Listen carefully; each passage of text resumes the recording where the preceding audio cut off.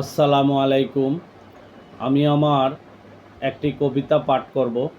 কবিতার নাম শ্রেষ্ঠ ধর্ম ইসলাম। আছে যত গীতা ত্রিপিটক যথা, মহাবেদ আর ভাইবেল, সবই যেন বৃথা এসবের কথা। কোরআনের নিকট সব দেখো ফেল, করো যদি কর্ম শান্তির ধর্ম, শ্রেষ্ঠ ধর্ম তবে ইসলাম। আমলে রাজা নইলে যে সাজা, তোমার কর্ম তোমার দাম। ঘোষণায় রব মানো যদি সব, তবে হবে তুমি জান্নাতি। হারাও যদি পথ মোহাম্মদের রথ, তবে থাকবে না কোনো গতি।